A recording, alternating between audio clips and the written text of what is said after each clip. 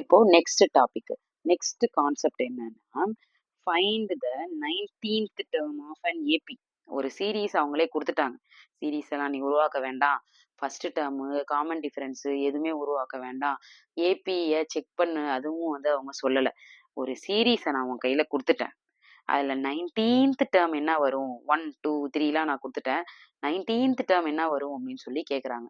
அப்ப ஏதாவது ஒரு டேர்ம் திடீர்னு நான் போய் இதெல்லாம் உட்காந்து ஒன்று ஒன்றா ஃபில் பண்ணிட்டு இருக்க முடியாது.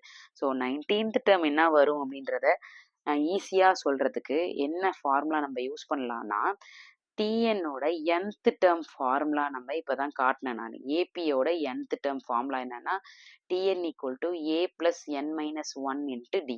ஏ plus N minus one into D.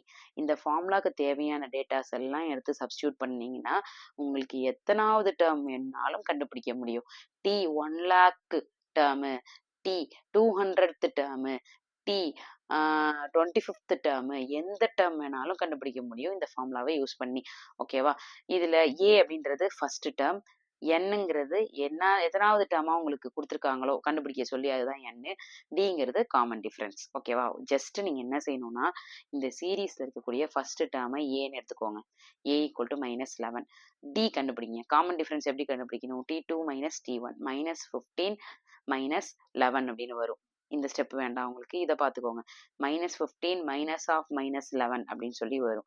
So -15 minus into minus plus 11, -15 + 11 -4. அப்போ டி நமக்கு என்னன்னு கிடைச்சிருக்கு? -4ன்னு கிடைச்சிருக்கு. அப்போ ஏ தெரியும், டி தெரியும், நம்ம போய் சப்ஸ்டியூட் பண்ண வேண்டிய வேலை தான்.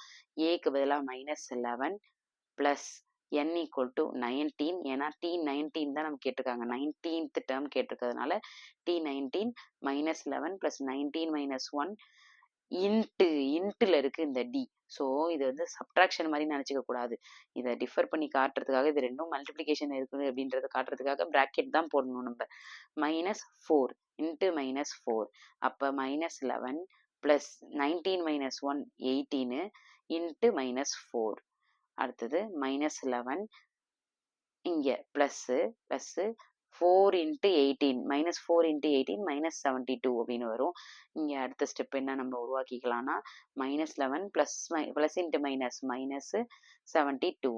ரெண்டுமே மைனஸில் இருக்குது, ஆட் பண்ணி அதே சைனை போடணும். -11 -72 -83. ஓகேவா? ஒரு சீரீஸ் கொடுத்து நடுவில் திருப்புன்னு ஏதாவது ஒரு டேர்மை கேட்டால் நம்ம என்ன formula? A plus N minus one into D. இது ஏபிக்கு. Now coming to this side GP. ஜிபிக்கு இதே மாதிரி கான்செப்டை ஜிபிக்கு கேட்டிருந்தா என்ன செய்யணும் நம்ம? இன்ன ஜிபி, ஒரு ஜிபி கொடுத்துருக்காங்க. Find T7 1 2 3. T3 வரைக்கும் நமக்கு தெரியும். T7லாம் உட்காந்து எழுதிட்டு இருக்க முடியாது யோசிச்சு. அப்போ டக்குன்னு போடணும் அப்படின்னா ஃபார்முலா ஜிபிக்கு என்னன்னு பார்த்தீங்கன்னா TN equal to AR power N minus one. AR power N minus one. So என்ன பண்ணணும்? இங்கே எண்ணுக்கு பதிலாக அவங்க 7 கொடுத்துருக்காங்க. So T7 equal to A into R power 7 - 1ன்னு வரும். ஏஆர் பவர் 7 - 1 என்னது 6. ஏக்கு பதிலாக 729 இன்ட்டு ஆர்க்கு பதிலாக என்ன போடணும்? ஆரை கண்டுபிடிக்கணும். ஆக்சுவலாக நம்ம ஏ வந்து ஃபர்ஸ்ட் டேர்ம் 729 எடுத்தாச்சு. ஆறுங்கிறது காமன் ரேஷியோ. T2/T1 ஏன்னா இது ஜிபி, T2/T1 போட்டு ஜிபி 243 டிவைடட் பை 729 போட்டிங்கன்னா கேன்சல் பண்ணிங்கன்னா இது ஒரு பெரிய நம்பர். 1 டைம், இது 3 டைம். இதை வந்து நீங்கள் ஞாபகம் தான் வச்சுக்கணும்.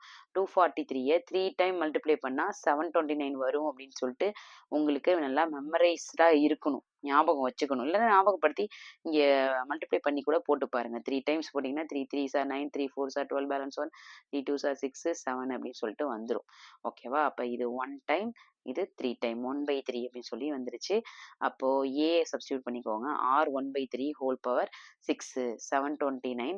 இந்த பவர் 6 வந்து இதுக்கும் வரும் இதுக்கும் வரும். ஸோ 1 பவர் 6 3 பவர் 6 அப்படின்னு பிரித்து எழுதியிருக்காங்க. 729 இன்ட்டு 729 இன்ட்டு ப்ராக்கெட் இருந்தால் இன்ட்டு இருக்குன்னு அர்த்தம். 1 பவர் 6 இஸ் 1. 3 பவர் 6, 3 பவர் 6னா என்ன அர்த்தம்னா 3 into 3 into 3 into 3 into 3, 6 times 3-ஐ மல்டிப்ளை பண்ணால் என்ன வரும்னா 729 வரும். ஸோ 729 கேன்சல் பண்ணிங்கன்னா 1 மட்டும் எஞ்சி நிற்கும். அதுதான் T7. கிளியரா? இது வரைக்கும் எல்லாருக்கும் புரிஞ்சுதா?